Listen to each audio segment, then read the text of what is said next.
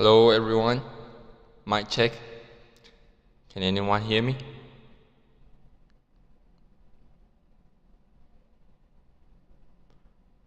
Sorry for my late and welcome everyone to our webinar. Today's webinar will be two parts. So first part is I'm gonna share you the organic photovoltaic cells and its development and how it is good, it is better than like normal materials. And second part, I would love to share with you some latest news from around the world. Yeah, global news. So first, how organic photovoltaic cells is good. Organic photovoltaic cells are characterized by low cost and easy large area fabrication. Organic solar cells with a tandem,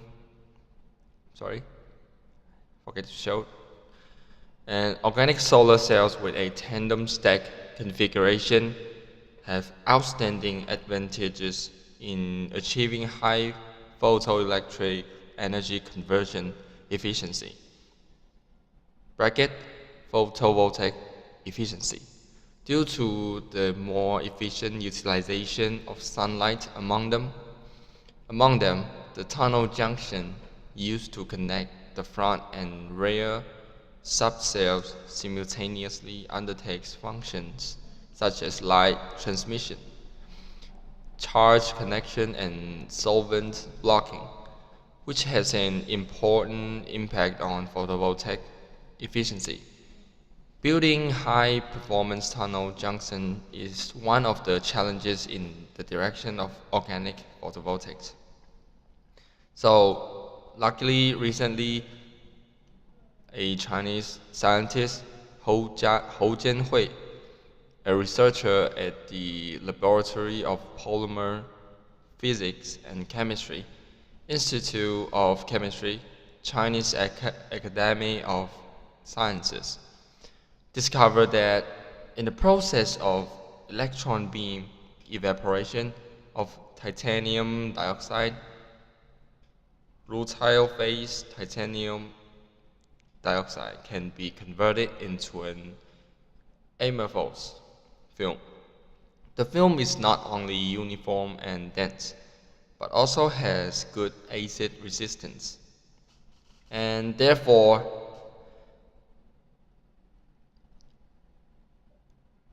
3,4-ethylene dioxide thiophene acid can form smooth and dense films on its surface by solution methods. Furthermore, the research group effectively adjusted the chemical composition, electronic energy level, relatively permittivity, and doping density of the deposit by precisely controlling the oxygen supplementation rate. Under optimal conditions, the photovoltaic efficiency of tandem organic solar cells based on ETIO 1.76/PEDOT PSS tunnel junction exceeds 20%. For more details of this research, you could visit our website or LinkedIn. We have some further research and report on this news. The related results were published in July. The research was supported by the National Natural Science Foundation of China, the Chinese Academy of Sciences, and Beijing National Research Center of Molecular Sciences. So this is a huge step on photovoltaic industry and the development. And next, I would love to share with you some of the latest news around the world. So first one is the European solar PPA prices. Check. On the left-hand side,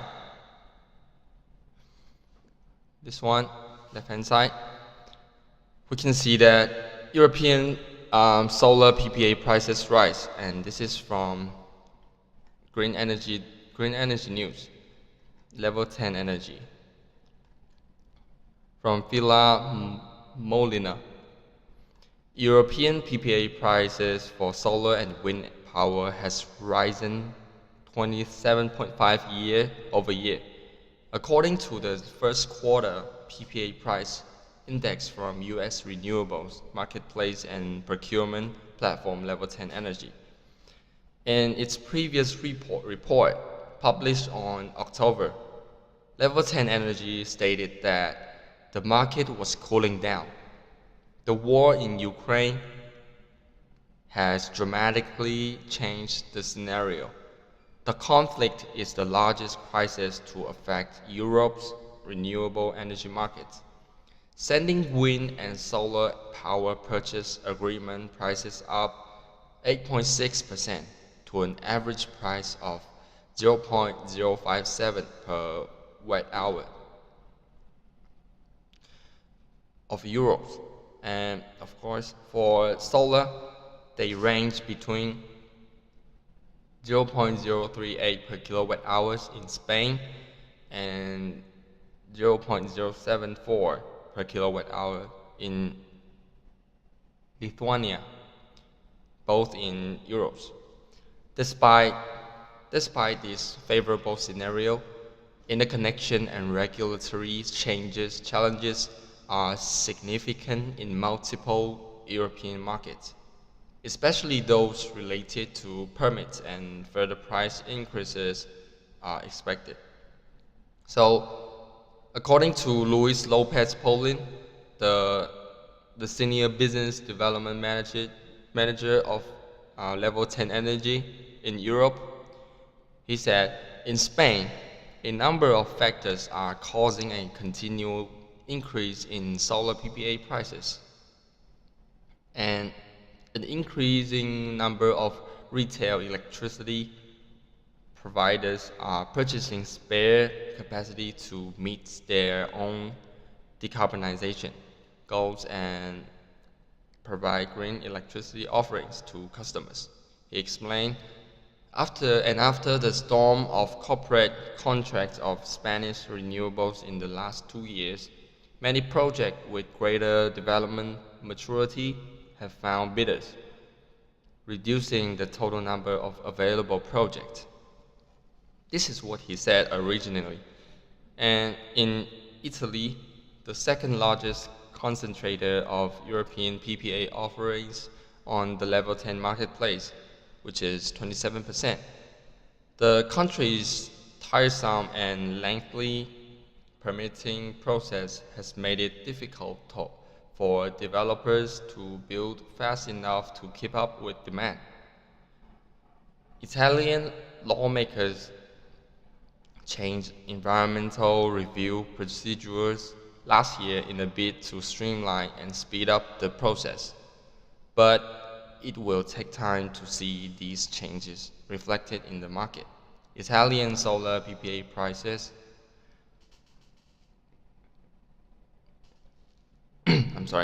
Italian solar PPA prices have soared more than 23% year-on-year and currently standing at 0.0515 per kilowatt hours. This quarter, for the first time, Portuguese solar energy is included in the Level 10 Energy PPA price index. Federico Carita, director of Level 10 Energy's Developer Services for Europe, states that in Portugal, we are seeing an increase in available solar capacity as more projects are granted interconnection permits, both through bidding with success in government auctions and normal permitting processes. And in Sweden, PPA solar prices also rose, reaching 0.04013 kilowatt, an increasing of 13.4% compared to the fourth quarter of 2021. As we can see, an European price of PPA price is rising rapidly, as this industry might grow very largely in the future. This is a forecast. And also in United States, California utility SDG&E sees utility scale solar growing greater than 10 times by 2045. This is a new that is also from Green Energy Times, and it's from John Fitzgerald Weaver. Let's see this one. On the right hand side. So America has a totally different situation compared to Europe. As we can see, here's a picture of state of California, the figure. So California Utility San Diego Gas and Electricity, which is the abbreviation is SDG&E, has released new projections for meeting California's decarbonization goals. The study, The Path to Net Zero, a decarbonization roadmap for California, predicts that in order to reach the mandated carbon neutrality by 2045, the state will need to quadruple its electricity generating capacity from 85 gigawatt to 365 gigawatt, adding 40 gigawatt of energy storage and integrate 20 gigawatt of green hydrogen, while also adding 4 gigawatt of fossil gas with carbon capture and sequestration technology. And also the utility said that they believe a mix of resources will be needed to maintain electricity system reliability in the SDG&E service area, as total consumption increases by an estimated for 100% and peak demand grows by 85%. Overall generation capacities for the whole California are projected to be 355 gigawatt in 2045, up from 85 gigawatt in 2020, and 136 in 2030, and SDG&E service area is projected to almost double as its capacity from 9 gigawatt to 16 gigawatt. In total, wind and solar power are projected to comprise 58% of in-state generation capacity, totaling 205 gigawatt. Utility scale solar specifically is projected to grow to 183.6 gigawatt, from 38.2 gigawatt in 2030, and as of the end of 2020, it will be 12.3 gigawatt. This is a huge change from and forecast for the future development. It also forecasts that by 2045, 44% of electricity is projected to come from solar, 16% from wind, and 14% from hydrogen, and 17% from imports. However, none of the gas capacity is to be used of electricity generation, as of course.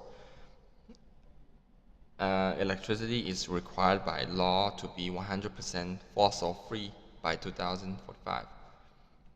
The study does see serious challenges outside the electricity industry.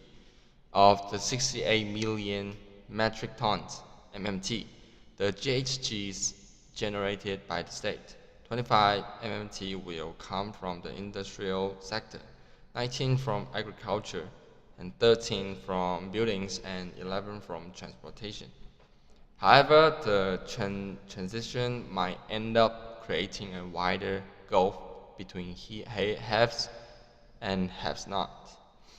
The study includes an analysis of adopters of electrification, and that they are, by necessity, higher income and non-adopters in the long game.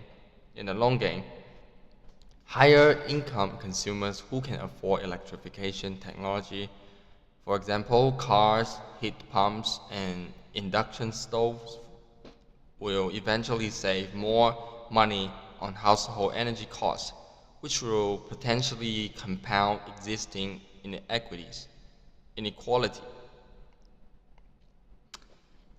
And on average, it's projected that households with relatively equal energy consumption bills in 2022 will see no bills growth through the next 2 decades. However, non-adopters will need to find 23% more income to spend on energy. This is driven by a shift from almost a third energy coming from gasoline and fossil gas to adopters who will get 80% of their energy from electricity. In its own territory, SDG&E notes that the transition is underway. The utility has built 3,200 EV chargers and are planning to construct larger and larger charging networks for medium and heavy-duty vehicles like trucks and buses. They are on track to double their own energy storage capacity to 145 megawatt by the end of 2022 and have another 284 megawatt under contract. The researchers conclude that in order to ensure an affordable and equitable outcome, policymakers, regulators, and SDG&E must consider how changes across the economy will affect different households, especially those of average and low-income customers. So this is what California is having. And this is our first time that we share with you some latest news and what we think is really constructive to this industry. So if you have any suggestion or advices, please comment on our channel. We appreciate that, and we would love to make changes.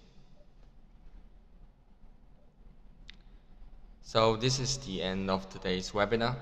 If you have any question you don't want to ask and you are not even here, you can watch the replay and you can leave your comments here, or you can send it to our email.